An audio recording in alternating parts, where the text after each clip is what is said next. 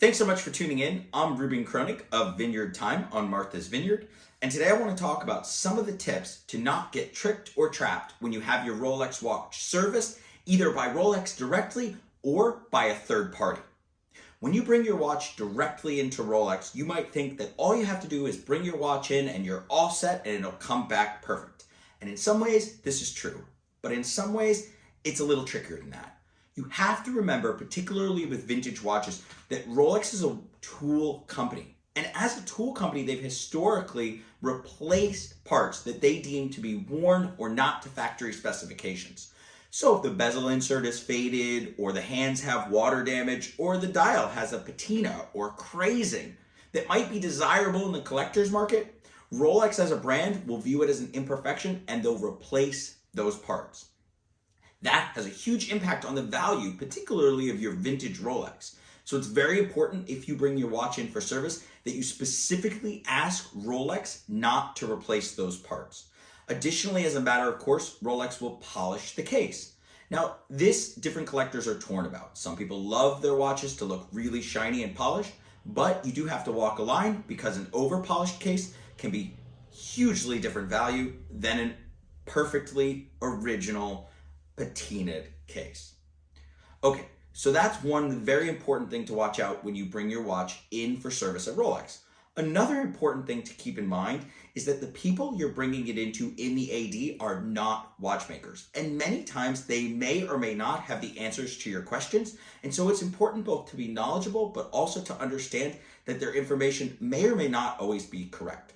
For instance, as a collector as well as a dealer, I was once told my watch, I was winding it stopped, it just wouldn't wind any further, the crown was completely stopped.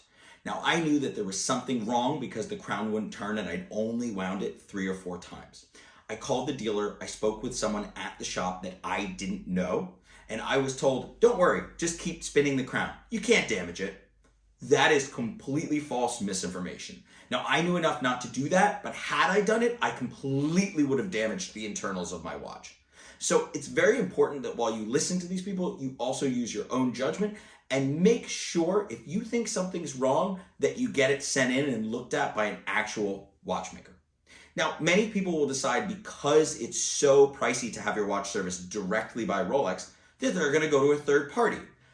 There's nothing wrong with using a third-party independent watchmaker, and in many cases this can be a great solution, particularly to vintage watches, because those watchmakers, many of which work on those vintage watches even more frequently than they do at a manufacturer, because the manufacturers are often working on their newest product, and some of those independent watchmakers have been working on those vintage pieces for 30 or 40 years. However, there's a bunch of tips and tricks you have to remember.